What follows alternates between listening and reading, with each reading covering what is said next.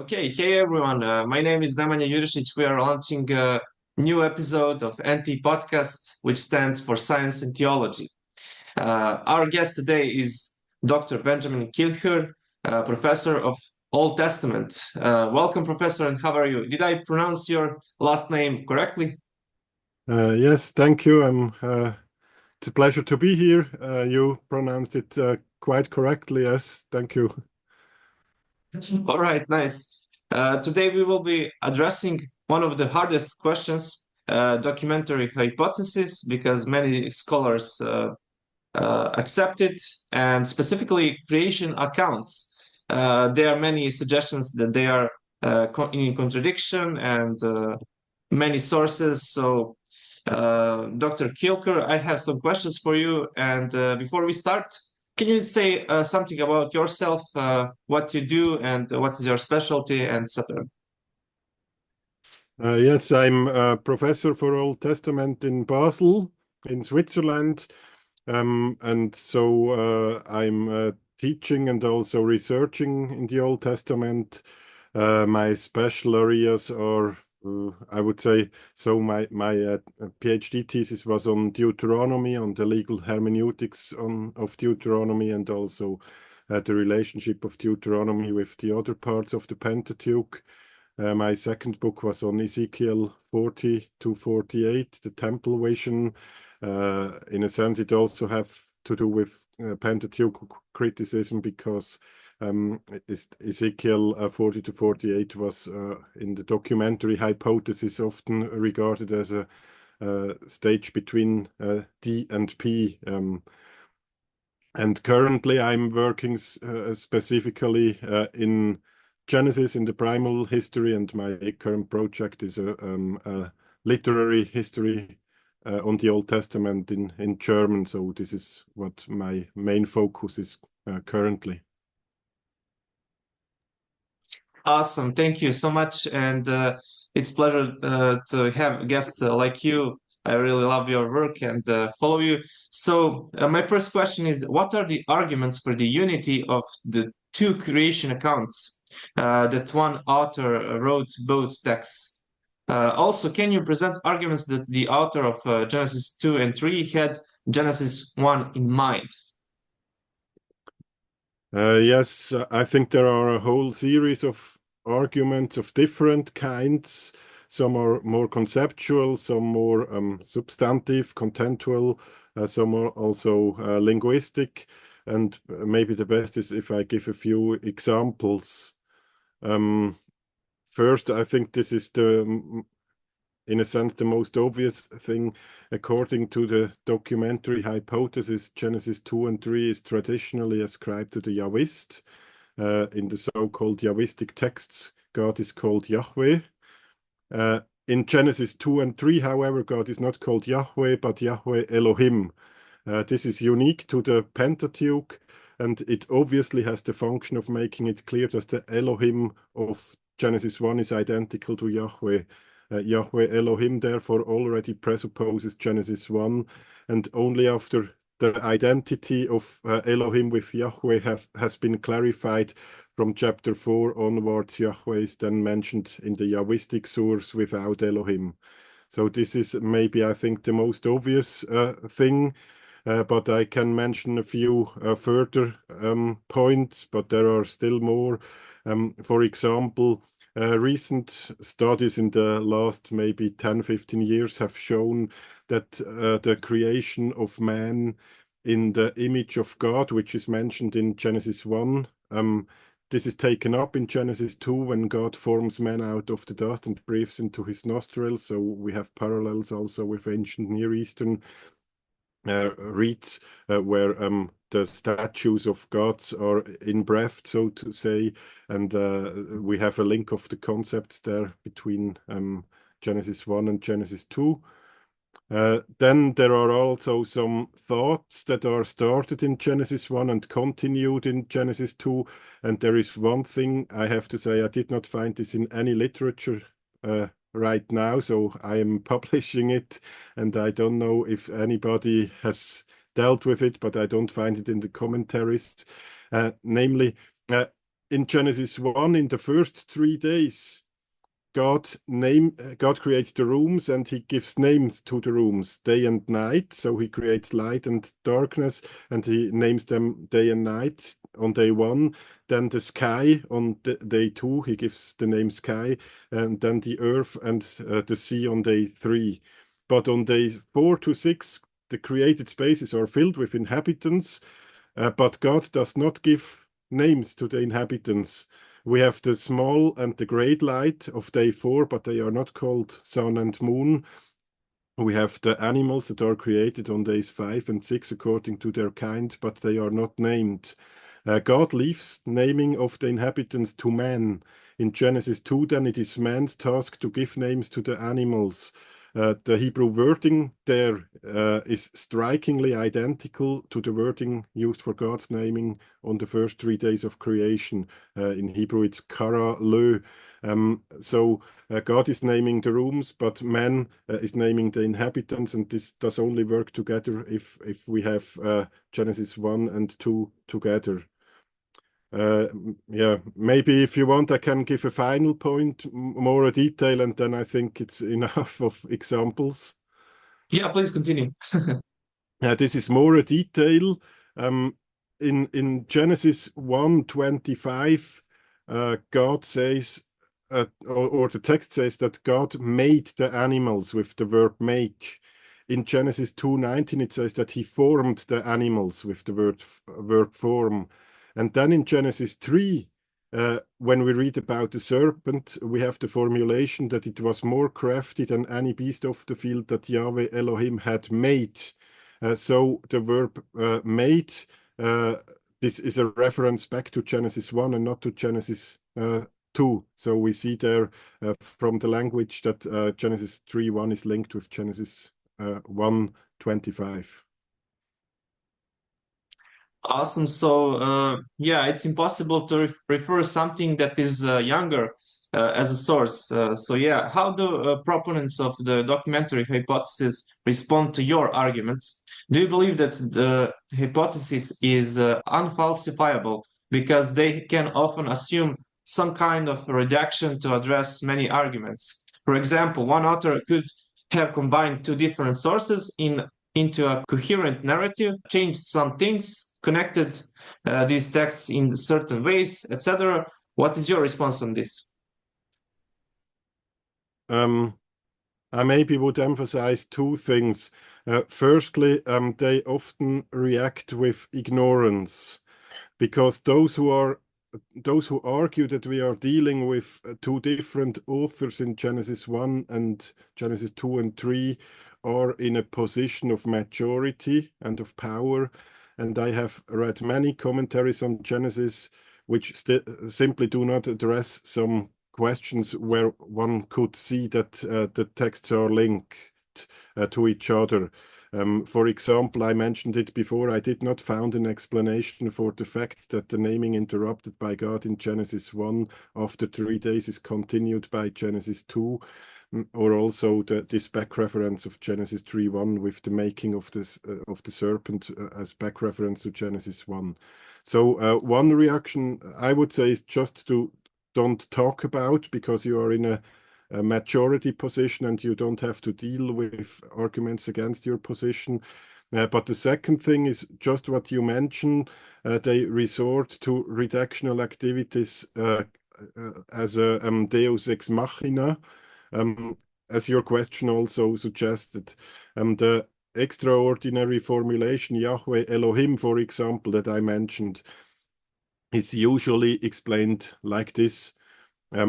They say originally Genesis 1 spoke only of Elohim, and Genesis 2 and 3 spoke only of Yahweh. So we have a pure Yahwist and a pure Elohist, or a priestly source. But a later editor wanted to make it clear that Elohim and Yahweh are the same God, and therefore added in Genesis 2 and 3 Elohim to Yahweh.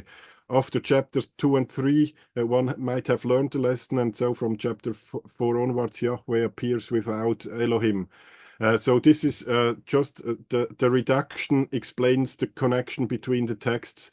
And of course, whenever any proof that there are relationships between Genesis 1 and Genesis 2 and 3 is explained away with later redactional activities who linked the texts. The documentary hypothesis effectively becomes unfalsifiable because you can always postulate reductions in the form of ad hoc arguments. Yes, I agree. So yeah, that's a challenge. How do you explain the contradiction that in the second creation account, Adam was created before plants, while in the first creation account, man was created after the plants?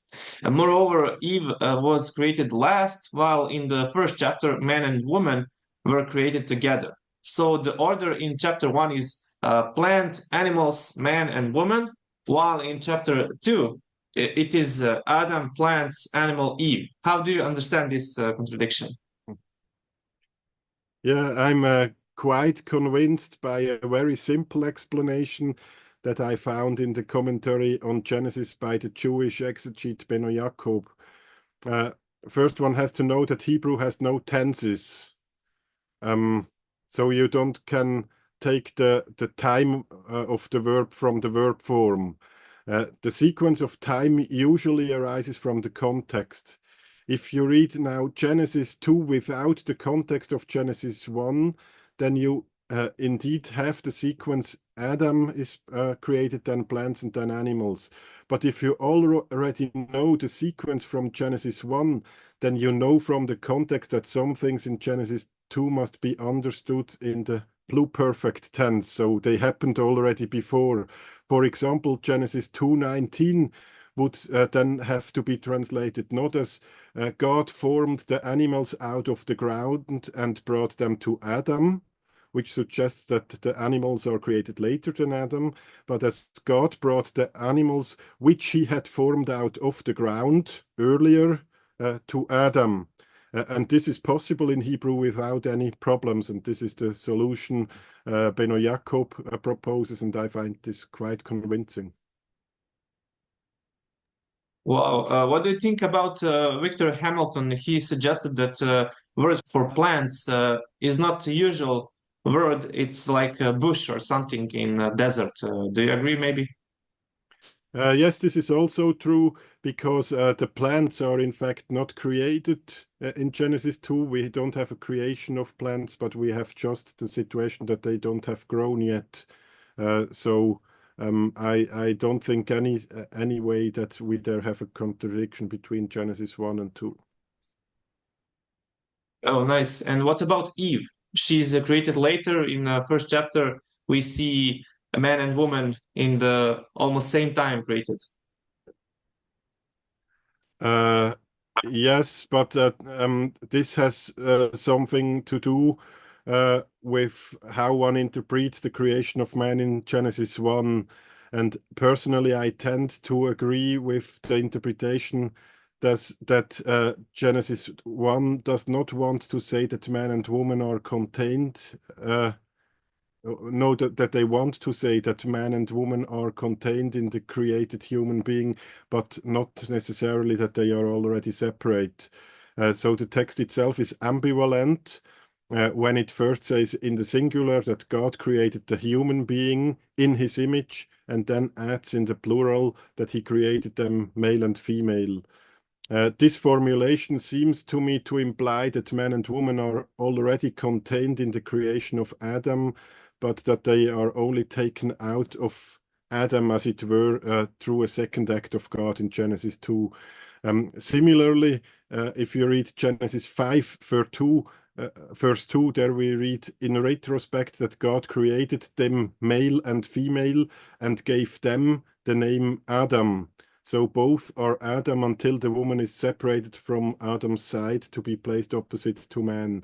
And therefore, I don't necessarily think that day 6 in Genesis 1 implies the separation of man and woman, but is talking about Adam, who contains both male and female. Fascinating. I agree. Thank you so much. And in chapter 2 of Genesis, it says that Adam named the animals, and man is created on 6 days. So that means that Adam would have named all the animals in one day, which is impossible. How do you explain this? Yeah, maybe here I have to say that I am in fact not a young Earth creationist. So, in my opinion, the story of creation is a very condensed and, in a sense, an archetypal narrative. And I don't think that you do it justice by calculating how many animal species there are and how long it takes to name them all. So, maybe of course, you could also argue that the many different animals are just contained in a lower number of animals in the beginning, but I just don't think that this is what the aim of the text is. Great. What do you think about the opinion that maybe they are not all animals in a second chapter, but some special animals, maybe they are brought to Adam? Do you think that is correct? Um, Well, I certainly do not think that the text thinks of kangaroos or something like this, but just the animals that lived in the ancient Near East where the Garden of Eden is located. So yes, I don't think that we have to integrate here all the animals that exist on the earth, but the animals from there. But I don't know if we have in the text itself some reason to think, for example, that it were only the clean animals or something like this. So, yeah, I don't know. Good. Okay, as a scholar, do you see any difference between just Genesis 1 and 2 to 3 in literary style, language, emphasis, etc.? Why is one attributed to the P source and the other to the J source? I think the difference is primarily a difference in perspective. If one were to film Genesis 1, 2, 3, one would show the Earth from a satellite perspective in Genesis 1 and then zoom in for Genesis 2, showing the subjective perspective of Adam. The most important reason for accepting two independent sources was originally the divine name. But the change of the divine name, maybe we will talk about it later, can also be explained theologically by the change of perspective. As long as we have a distant view of creation, the general universal name Elohim is used. This is just like the English word God, Elohim in a sense, where also the gods of different nations are called their Elohim. This is a general word. But when God then comes close to Adam, gives him life and places him in the garden, God is called by his personal, also by his covenantal name, Yahweh. This change of perspective also explains why God is presented in a more human or anthropomorphic way from chapter 2 onwards. His actions are no longer described as the creation of the cosmos, but as an action in a personal encounter with man. In source criticism, this was traditionally interpreted as meaning that the Yahwist is older and has a more primitive concept of God, where God makes pottery. He blows Adam's nose and he walks in the garden like an old man when the heat is gone and the cool of the evening comes, while the priestly source developed a more transcendent concept of God that refrains from humanizing God.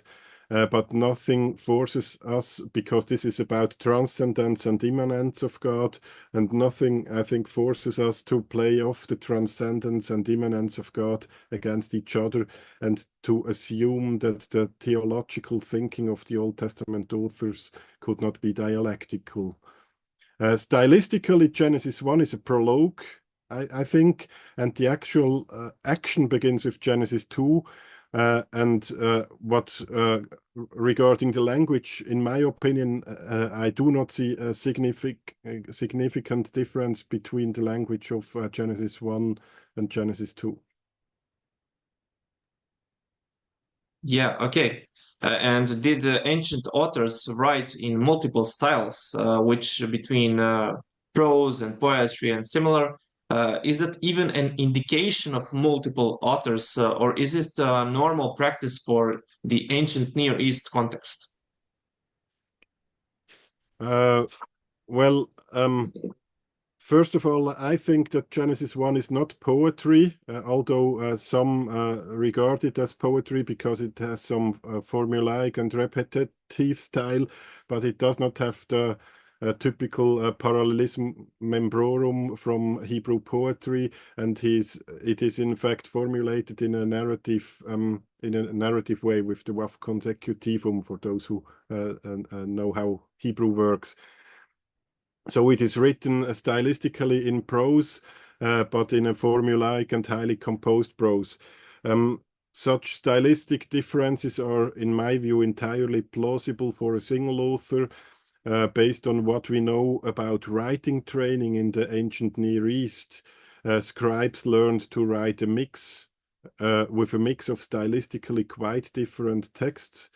For example, if we take Mesopotamia, they learned with wisdom sayings, so like we find it in the Proverbs, but also with the Gilgamesh text. So they learned different styles and therefore naturally mastered different styles and genres, and they could also combine them.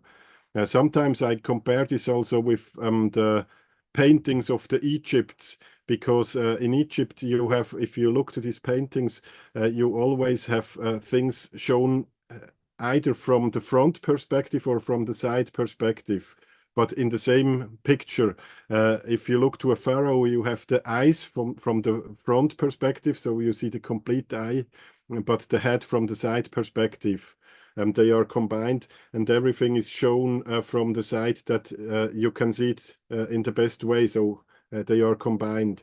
And sometimes I say, if you apply source criticism to Egyptian reliefs, then you always have two painters, one who is painting things from the front side and one from the side. And but they are of course combined willingly, because they shall show different things, always the aspects from the perspective where you can recognize it as good as possible. All right, great. And just to ask one question, do you see Genesis 1 to 11 differently than the rest of the Genesis? And what genre would you say it is for Genesis 1 to 11? Well, it's difficult to say. It is the style as such is not very different. I think it is maybe a bit more condensed, more archetypal, and within Genesis you realize that it is, as we call it, the primal history. So the historical time, in a sense, begins with Abraham, and the focus comes even closer to Abraham than to the stories before. And the other things are things that happened before the times of Israel. It's the primal history, also in the sense of the prehistory of the people of Israel, in a sense. But I think it's very different to work with genres. Excuse me. And I'm not sure if we find a genre that really fits the complete thing. So, how would Jews understand that text when they read, for example, Genesis 2, 3, 1? Or would they see that as some history, some myth, or some narrative, or how would you say? Well, I think that among Jews there are as many different ideas what it is as among Christians. So I don't think that there is that Jewish perspective. Maybe it's some combination of history and it's. I don't like the word mythologic really, because it is so different than the myths from Mesopotamia with Atrahasis and Enuma Elish and so. But it has, let's say like this, it has a very strong symbolism. So the things are told in a very symbolic, typical way.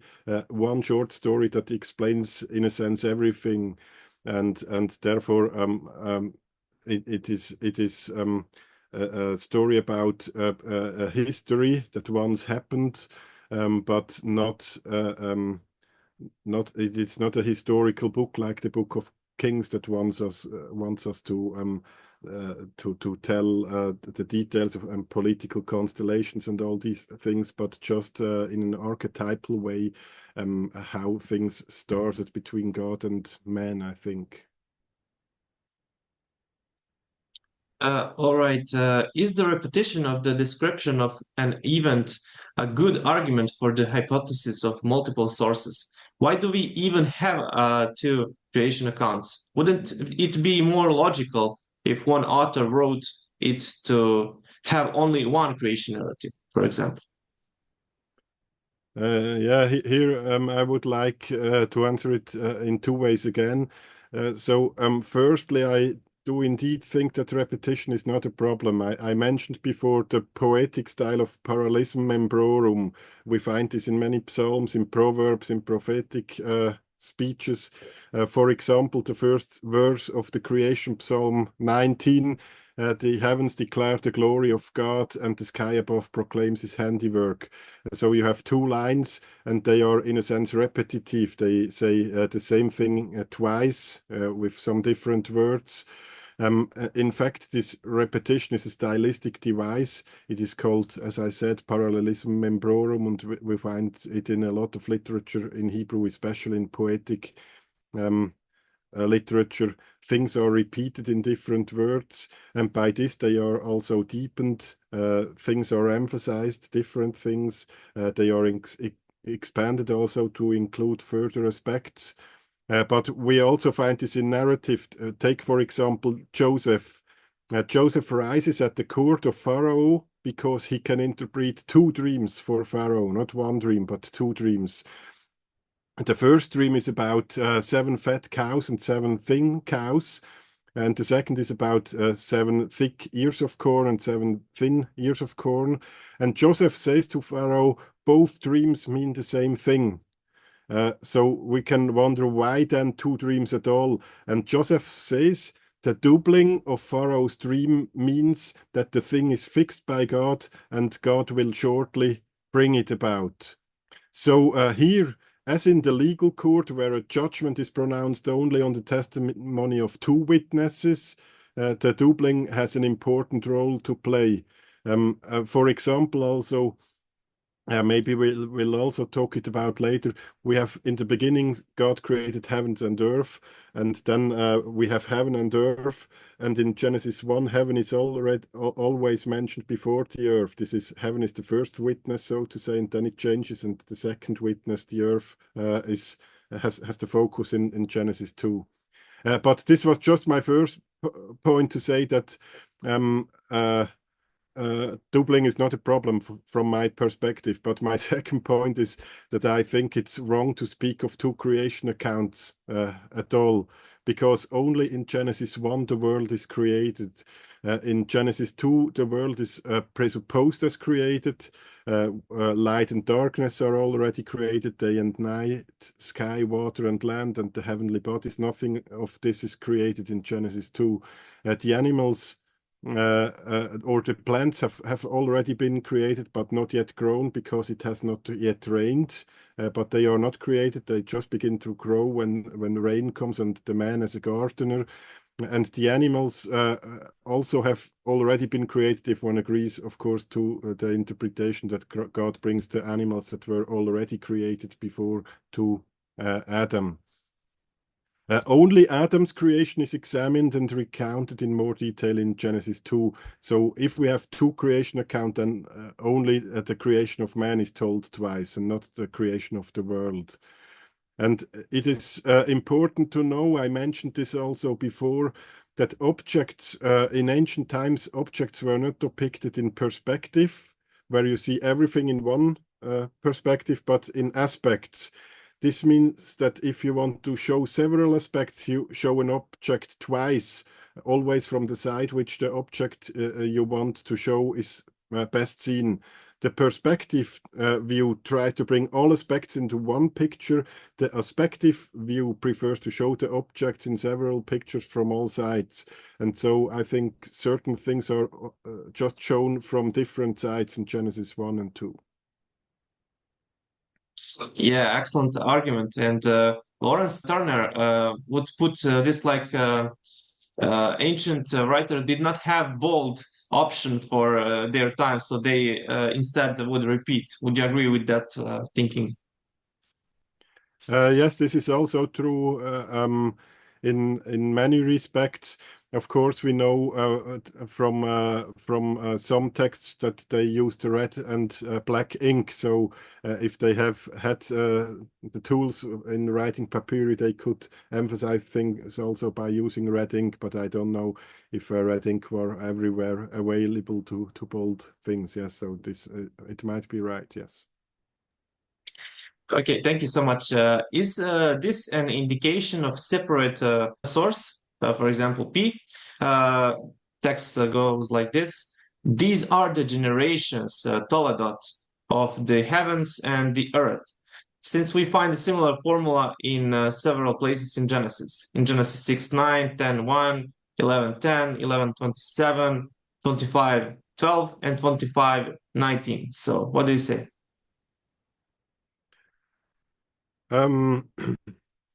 I'm not completely sure what the point is, but you have 11 formula of Toledot in the book of Genesis, and because you don't have one in the beginning, but only in 2:4, these are the generations, the Toledot of heaven and earth. This 11 formula make 12 parts of Genesis, so it's a structure element of the whole book, and but the formula itself is not, in a sense, not an argument for a separate P source. I think it's a structure element. And if it would be an indication, then not of two different narratives, but rather of a secondary connection between genealogies and narratives, because these are the generation, this is a genealogical formula. However, there are studies on oral tradition among Bedouins in Jordan I think in the 20th century, and these studies show that even at the oral level, genealogies there are learned by heart and immediately linked to associated narratives. So they made the observation that they list the genealogy and then just tell the story of a main figure of the genealogy. So even at the oral level of these Bedouins, genealogies are not created to connect already existing narratives.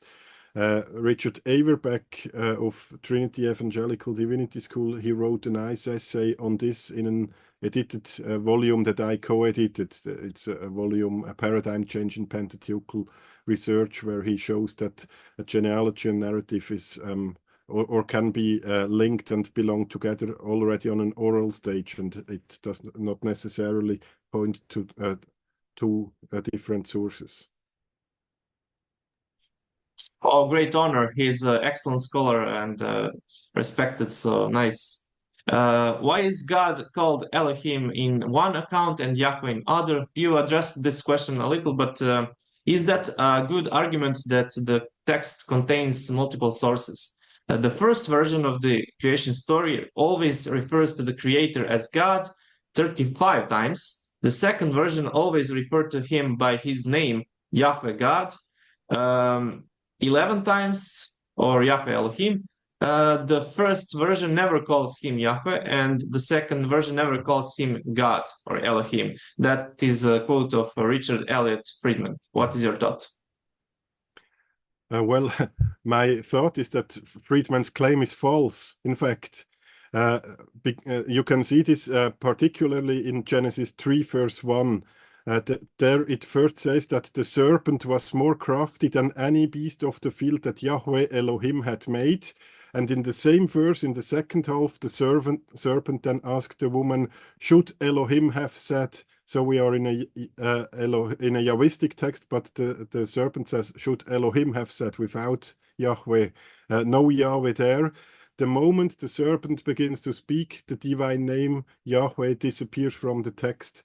Now, this means that either the serpent does not know the personal name of God, or the serpent dare not utter it. The woman adopts the serpent language, and in verse 3 also speaks only of Elohim. And then the serpent again in verse 5, and Yahweh does not reappear in the Yahwistic text until verse 8 in chapter 3, when he himself comes into the garden. So in Genesis 3, 1b to 7, Elohim is mentioned 3 times without Yahweh. Therefore, Friedman's claim is false. And this shows that the divine name is used consciously. We also see this later, for example, in the genealogy of Adam to Noah in chapter 5. This is usually regarded as priestly.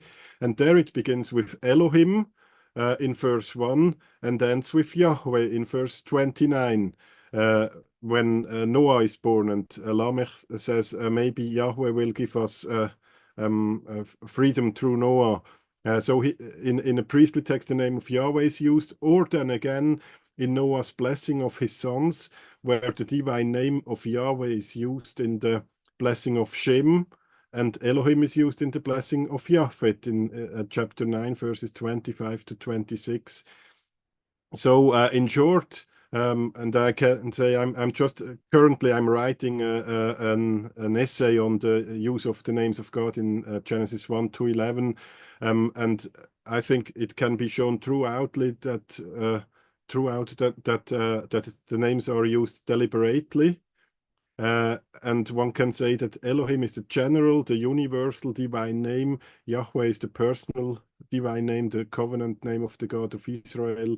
The divine names are used theologically consistently throughout the primeval history and have nothing to do with 2 different sources. I'm not the first who argues in this direction. Jewish scholars like Umberto Cassuto or Benno Jacob also made arguments in this regard. But I try to show it in more detail in an essay that I am currently writing. Amazing. I'm impressed and can't wait to read that. You addressed this question also, but do we find allusions or echoes from the P source in the creation accounts of the J source or vice versa?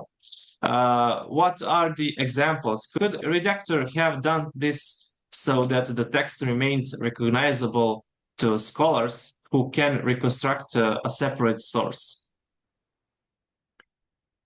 Yes, I think I have already mentioned the naming of God in Genesis 1 and of man in Genesis 2 and 3 are complementary, for example, and presuppose each other, or that man was created in God's image is stated in Genesis 1 and described in Genesis 2. I think with your second question here, whether a redactor could make this and we can reconstruct this, I think in 2 senses, no. First of all, I don't have to trust that we can recognize everything a redactor could have made, but I also think that the links are so manifold that if you take them away, almost nothing is left. So I don't believe that it's the work of a redactor. Maybe I can just give one more example how they are linked. So also to make clear, until now I just gave some examples, but I could give more examples. For example, in Genesis 1, God pronounces a judgment on creation several times that it was good. Only 2 things are not judged as good, namely darkness, because on the first day we read that God made light. He made the light, but not the darkness, and he divided the light and the darkness, and he saw that the light was good, but he does not judge darkness as good. And the second is the sea.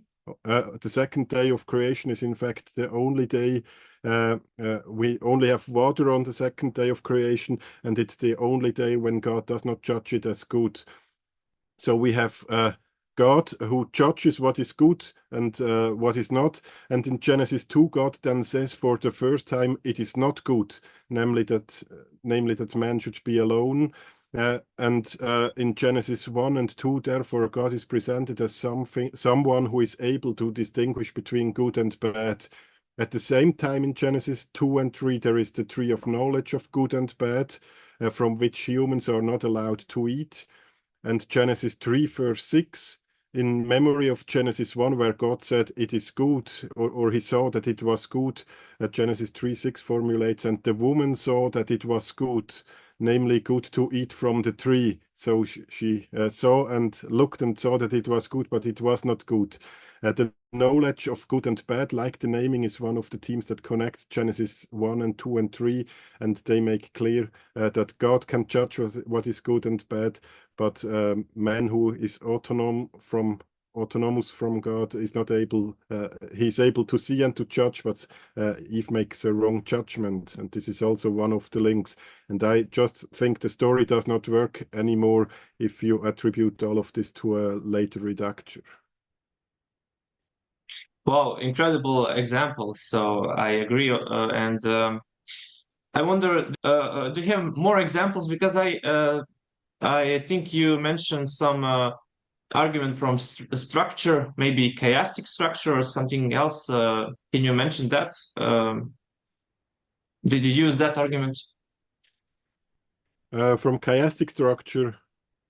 Or any other structure? I think in Genesis 2 you mentioned that it is connected to some other text. So do you remember maybe? I'm not sure what you are referring to. We find a chiasm so that we have kind of a mirror between two halves of a text. We find this later, especially in the flood story, where J and P are also integrated into one chiasm, and there I would say also the literary structure argues for this. I think the only point where I would see it, or where at the moment I have an idea, is in Genesis 2 verse 4, because this is a very complicated verse and a difficult verse for source criticism.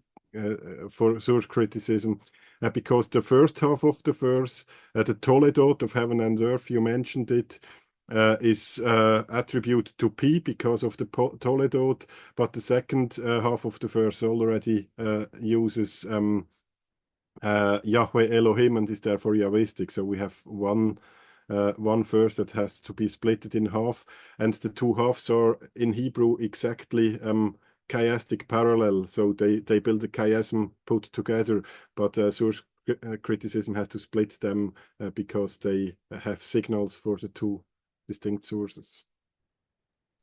All right, great. Well, we can continue with other questions. Do you agree with this? So this is quotation a bit longer. Genesis 2 to 3 is a more older and more basic account of creation. It features a more limited anthropomorphic, you said that, corporeal deity who has nothing to do with the creation of the heavens, but is just focused on causing things to grow on earth. And this deity directly manipulates raw materials and make noises as they walk through the garden, and has to fix their creation because features of it end up being not good. By contrast, the deity of Genesis 1 is transcendental deity who creates by divine fiat, and who does not have to fix anything because immediately upon creation they observe that their creation is good. Also, in Genesis 2 to 3, we see male headship with the curse that Eve would be ruled over by her husband, the deception of Eve, the role of serpent, etc. Seems like contradiction with what we see in Genesis 1. What are your thoughts? Well, maybe on the first part, with the older and how did you formulate it, more basic account with anthropomorphic and all these things, I would not agree. You can only read it that way, I think, if you separate the text from the outset, the two texts. The example that you gave makes this clear, because Genesis 3, if you go into the Hebrew text, does not describe God as making noise when he enters the garden. And there is an unfortunately common translation that God walks in the garden in the cool of the day.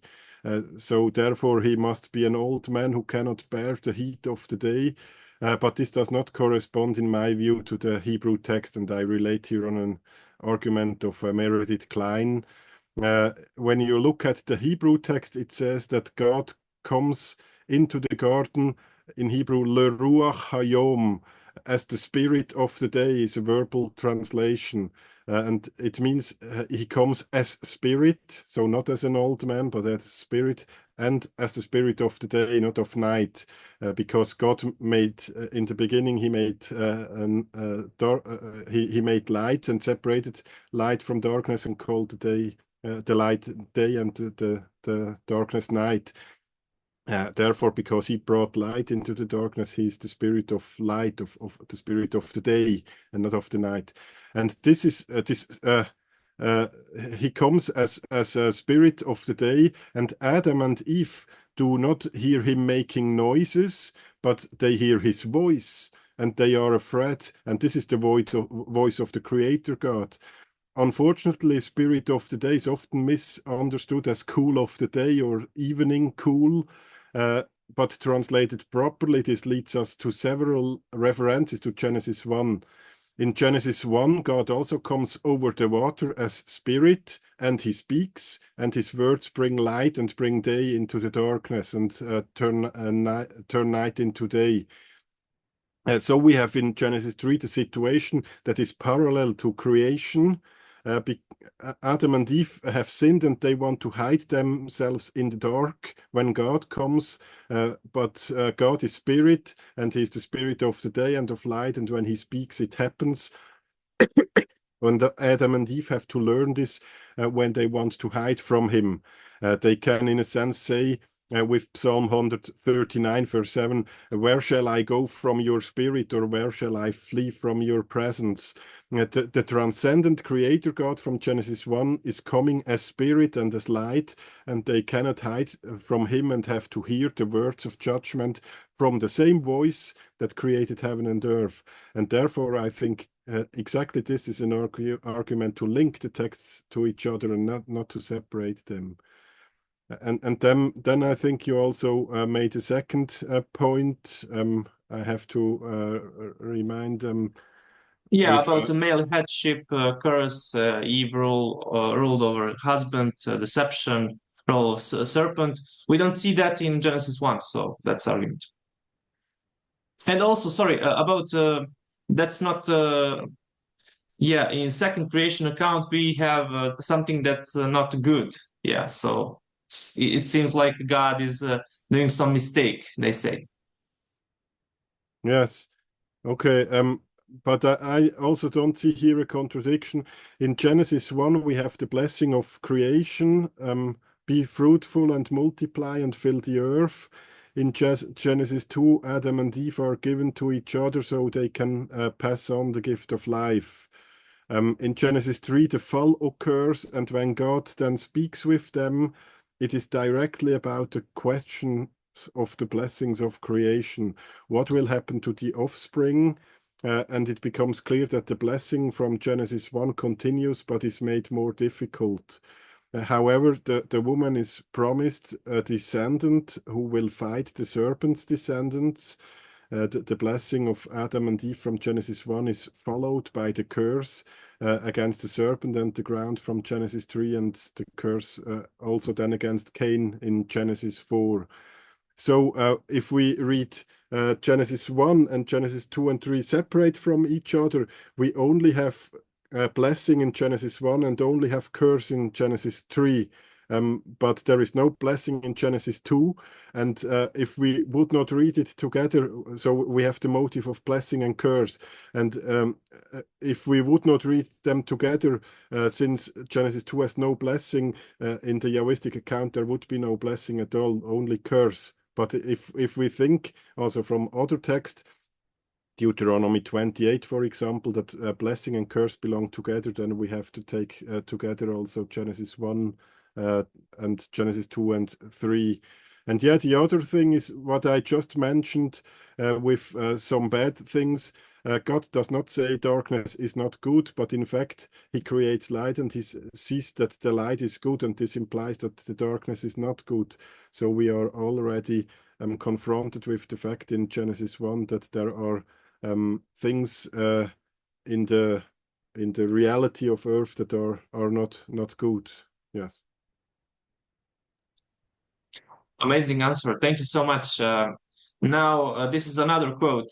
We see absolutely no features of the narrative of Genesis 2 to 3 anywhere else in the entire Hebrew Bible. The closest we get is just the name Adam in genealogical lists in one passage in the book of Chronicles. No one else seems to know or care about the story of the Garden of Eden. Is this true, Dr. Kilchör? No, this is completely false.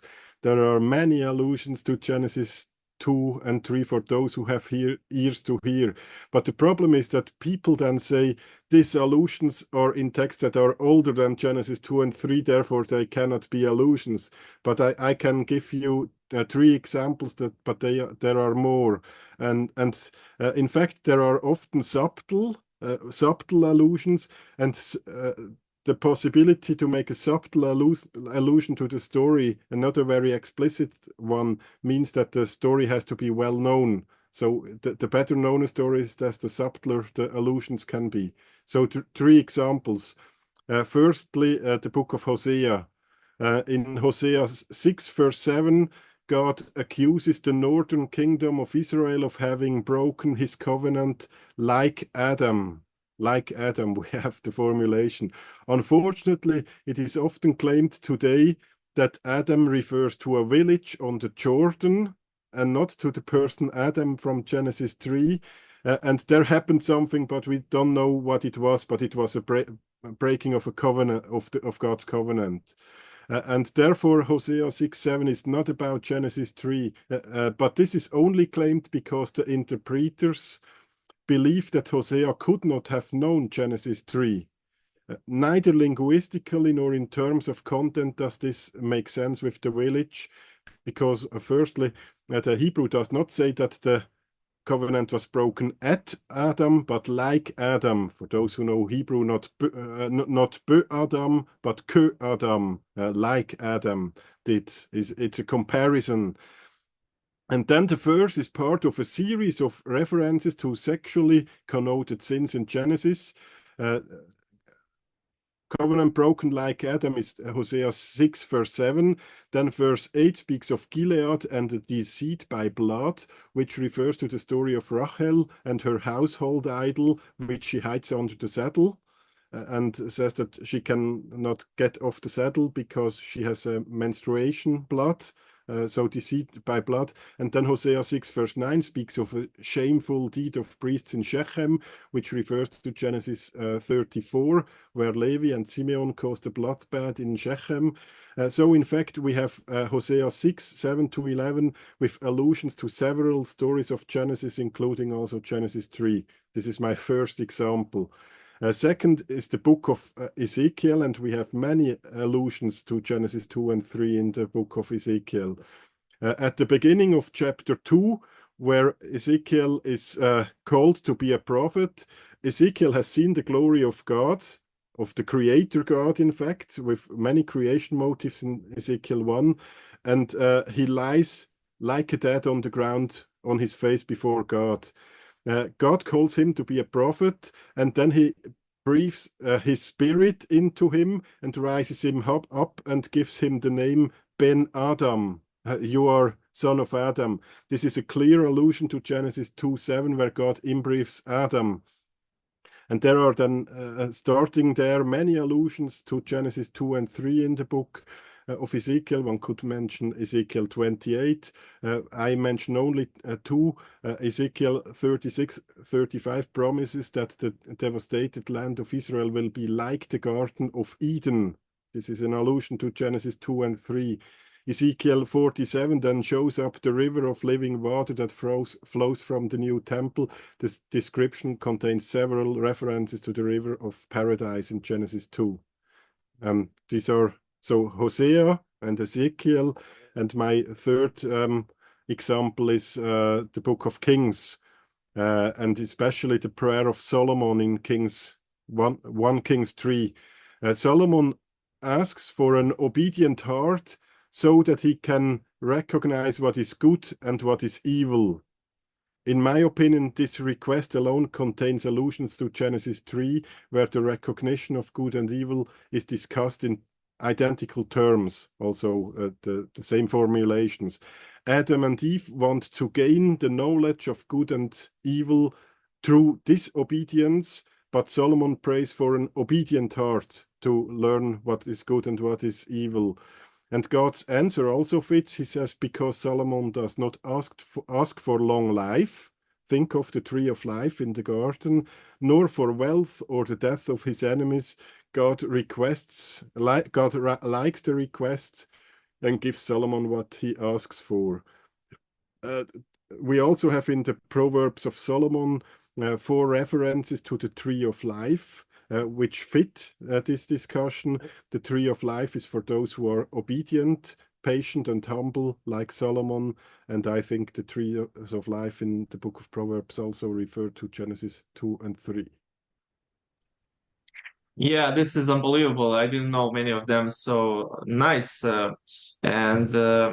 Yeah, I read one scholar said that allusions are more powerful. That's your idea also. So that's more powerful than quotation, even because allusion assumes that the readers know that text very well. So yeah. Yes, for example, I like to use the example because I think the way people knew text in an oral culture is comparable to how we know famous songs. So in music, we many know by heart. And for example, to take an English example, if you say Amazing Grace, you don't have to say, I am quoting now a gospel song. You just can say in a sermon or something like this, it is God's amazing grace, and everybody who knows the song knows that you are speaking or alluding to this song without making the allusion explicit. But if something is not very well known, then you have to explain the allusion and have to say, this is a quote from there and there. So for example, you quoted Friedman just a few minutes ago, and you had to say that it's a quote of Friedman because not everybody knows the book of Friedman by heart. Yes. Great. Okay, let's move on. Is God in Genesis 2 and 3 more as a storm god? The verbal roots used there are asach, to make, and yatzar, to form, as one does with clay. Sorry for my bad Hebrew pronunciation. God seems like have to take a few tries to get things right. After making a male, he goes like, need something more. Let's make some animals. Oh, that is not working for the human. Genesis 2, 18 literally says it's not good. You address that argument. So let's make a woman. So God is having to improve upon their creation. In P account, everything is good as soon as it is created. How do you answer on this? Yes, I think first of all, and we talked a bit about it already, the fact that God says in Genesis 1 that it is good, but in Genesis 2 that something is not good, shows that the texts refer to each other. So the judgments of God are in a continuity. Everything is good, but then something is not good. This suggests a textual relationship. And as I said before, there are two things in Genesis 1 that do not fall under the judgment good, namely the darkness and the sea. But the point in Genesis 2 is not that God accidentally fails, but the narrative is a wisdom narrative. God begins from the beginning to instruct man, to teach man what is good and what is bad. He is the teacher of wisdom. in Genesis 1, Genesis 2, Genesis 3, and so on. The reason for the prohibition to eat from the tree of knowledge is not that man should not attain this knowledge, as we see in the case of Solomon, who attained this knowledge because he asked God, but that man should not misuse this knowledge. God himself wants to be the teacher of wisdom, and if Adam and Eve listen to him patiently and humbly, they will learn what is good and what is bad. I have a quotation of Proverbs that seems to me important for this. It's Proverbs 13, verses 11 and 12, where we read, "Wealth gained in haste will be lost, but whoever gathers little by little will increase it. Hope deferred makes the heart sick, but a desire fulfilled is a tree of life." This is one of these 4 mentions of the tree of life. And we have things that are gained in haste, but they will be lost. But whoever gathers little by little will increase it. Adam and Eve tried to gain the fruit of knowledge in haste, but God had already started to teach them what is good, what is not good. And if they would have gathered little by little of wisdom, they would have increased it. So God was their teacher of good and bad. What is good, what is not good, what is even bad. And they should listen to him, and they should learn, and then they would get the fruit of knowledge of good and bad out of his teachings, out of his hands in the end. Okay, let's move. 2 questions to go. Joel Baden in his book asked question, was the world created originally watery or dry? Based on Genesis 1, I would say the thing is not that it was created watery or dry, but that water and land were first in the wrong order. The water covered the land, so the water is beyond it, and the land is below the water, like in the flood. By dividing the waters, so what God is doing in the second and third days of creation, he's dividing the water. A similar motive, by the way, to the division of the Sea of Reeds then in the Exodus, where he divides the water and the land emerges as a habitat for humans. So the land is the place where humans can live, and the water have to be pushed back in order to give a space for living for human beings. Yeah, okay, last question. The GA creation story begins in the day that Yahweh God made earth and heavens, while the P creation story begins in the beginning of the God's creation, the heavens and the earth. JE story starts with earth, P start with the heavens. Whether the switch was intended or not, it correctly reflects the different perspectives of the two. So this is also from Friedman. What is your response on this one? Yes, I also already mentioned part of it because you have to look a little more closely to Genesis 2:4. You just have here the second half of the verse. And the complete verse reads Genesis 2, verse 4. These are the generations, the Toledot of heavens and the earth, or of the heavens and the earth, when they were created. And then in the day, the Lord God made the earth and the heavens. So in this one verse, the order is reversed, not only with regard to the first verse, but to chapter 2, verse 4. There we have the direct reversing of the order. And the verse is strictly formulated in Hebrew as a chiasm, which poses a problem for the source theory, as I mentioned, since the first half speaks of Toledot, what is priestly, but the second half of Yahweh Elohim, which is Yahwistic. So the chiasm must be halved in the middle and assigned to 2 different sources. But let's be wise like Solomon and not cut the baby in half, so to say. And what is happening here with the order can only be understood, I think, if one understands the function of the Toledot formulas throughout the book of Genesis. As I mentioned before, Genesis has 11 Toledot formulae, which divide the book into 12 parts, corresponding to the 12 sons of Jacob. The Toledot are always about election and promise. So who bears the promise of God, who is elected, who is the elected offspring. And in Genesis, we find the pattern that the younger is chosen instead of the older. Abel instead of Cain, Isaac instead of Ishmael, Jacob instead of Esau, Joseph instead of Reuben. And then with the sons of Joseph, Jacob even crosses his hands when he blesses them. This is a chiasm, to bless the younger son Ephraim with his right hand. And this is basically what happens in Genesis 2, verse 4. God crosses his hand and blesses not heaven, but earth with his right hand. It is not the inhabitants of the heavenly world, the angels, who appear, for example, in Genesis 6 as the sons of God, who receive the blessing and the promise, but the inhabitants of the earthly world. I make a jump to the first letter of the Corinthians, where Paul asks, don't you know that we will judge angels? This is the idea, I think, behind Genesis 2:4. The earth is given precedence over heavens. We have the Toledot and the hands are crossed.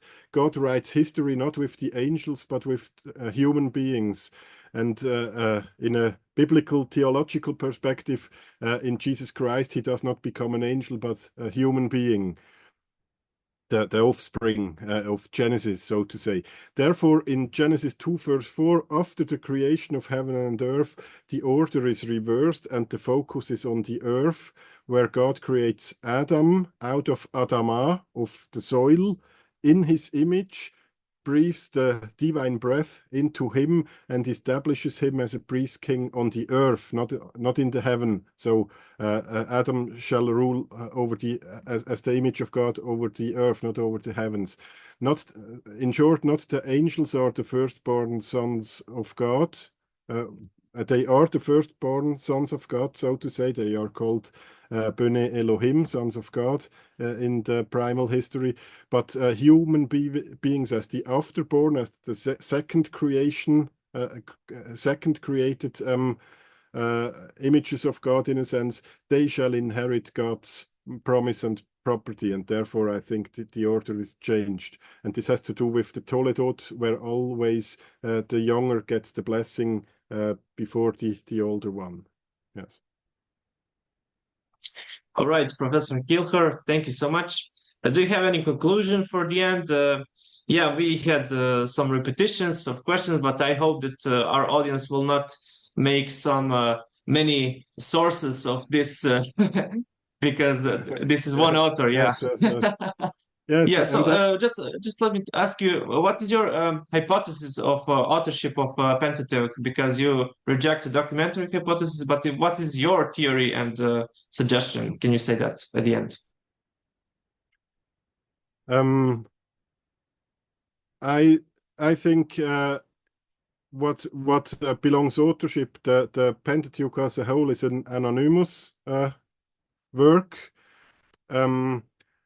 I think that it has traditions that go at least back to the Bronze Age, so the times of Moses and maybe also the patriarchs. I think it's easier to show that it contains traditions from the time of Moses than textual traditions from older times. But I don't think that it ascribes the whole Pentateuch to Moses or something like this. But well, the final shape of the Pentateuch we have, if we also look from a linguistic perspective, there are diachronic linguistics, so Hebrew developed over time, and you can more or less say from what time is the Hebrew. And I think the Pentateuch more or less is the Hebrew from the monarchic time. So in the shape as we have it, I think it is from the monarchic time, but with older traditions. And in the end, I don't know who has authored it all, but I personally, I believe, but I don't think that this can be proven historically, that it is in the core the Mosaic tradition from the Bronze Age that is given down to later generations with some maybe redactional and also actualizing works here and there. Yeah, but I don't know who brought it into this final shape. Yeah, that's humble. And what is the name of that theory or hypothesis? How would you name that idea? I don't know. I don't have an idea for it. I also did not write something about it as a theory. What I try to do, I mentioned in the beginning that I'm writing a literary history of the Old Testament, is to in my view, all this source criticism and so this is very speculative, and it tries to go behind the text just with speculations. And I try to do more what is called empirical evidence, and part of this is the language, the diachronic Hebrew. In what Hebrew is it written? What do we know about scribal schools? How were texts transmitted from generation to generation? And so I try just to make a model that is based more on empirical evidence than on speculative source and redaction theories. And in the end, maybe this can also be a final word, I hope that I could show here that if you read the texts together, you find many things that make both texts theologically much more rich and deeper. And for me, it's a problem of source criticism by taking the sources from each other and then look at every source just for their own sake. You are losing things. You don't see everything that is there. And I think for a theological interpretation, you have to work with the text as we have it and not try to first divide the text and then look on separated text, because you will not see many things that are in fact in the text if you just read them together as a composition, as a beautiful composition, also on a literary high level, and not just as a compilation of things that do not belong together. Okay, Dr. Kilchör, that's all for today, and thank you for all answers. And I really enjoyed and learned a lot, really, because this is your specialty, and yeah, many good and new arguments for me. Hope that the audience enjoyed. Please subscribe to our channel, comment, like, and share. So I hope that we will see next time for some other topics. Thank you. Well, it's a pleasure to be here.